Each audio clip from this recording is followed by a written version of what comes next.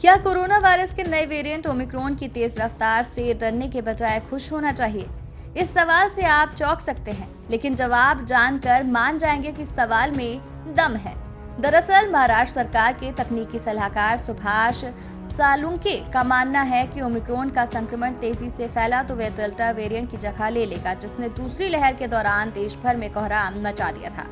उधर अन्य विशेषज्ञों का कहना है कि ओमिक्रॉन का मौजूदा रुख ही कायम रहा तो अगले वर्ष जून महीने तक जनजीवन पूरी तरह पटरी पर लौट सकता है। ध्यान रहे कि ओमिक्रॉन का संक्रमण अब तक 50 देशों में फैल चुका है, लेकिन इससे एक भी मौत नहीं हुई।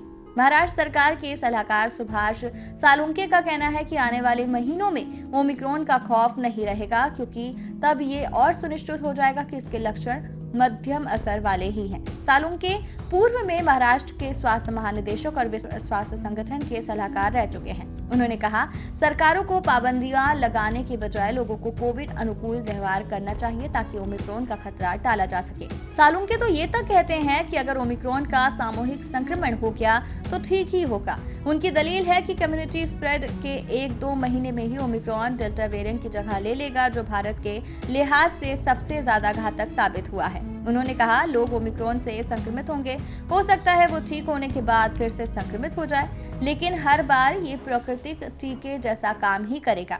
उनका कहना है कि ऐसा हुआ तो कोविड अगले 5-6 महीनों में महामारी की जगह स्थानीय स्वास्थ्य समस्या बनकर रह जाएगी।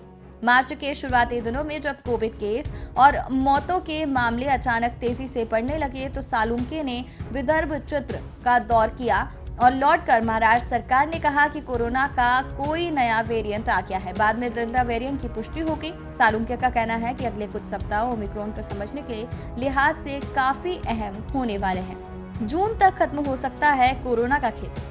हालांकि इसकी पूरी संभावना है कि अगले वर्ष जून महीने तक जनजीवन पूरी तरह पटरी पर लौट जाए। शर्त यह है कि कोरोना वायरस का नया वेरिएंट ओमिक्रॉन आगे जाकर खतरनाक रूप धारण नहीं करे और उसके ऐसे ही कमजोर लक्षण दिखे जैसा अब तक सामने आ रहा है। एक्सपर्ट्स की माने तो भविष्य में भी ओमिक्रॉन सामान्य लक्षण ही पैदा कर पाएगा और उसके जानलेवा होने की आशंका नहीं के बराबर है। विश्व स्वास्थ्य संगठन से अमेरिकी राष्ट्रपति के शीर्ष वैज्ञानिक सलाहकार डॉक्टर एंथनी फाउची और भारत समेत दुनिया भर के प्रमुख वैज्ञानिक और स्वास्थ्य संगठनों का यही मानना है कि बीमारी की गंभीरता के लिहाज से डेल्टा वेरिएंट के मुकाबले ओमिक्रॉन काफी कमजोर है। हालांकि ये डेल्टा के मुकाबले फैलता ज्यादा तेजी से है।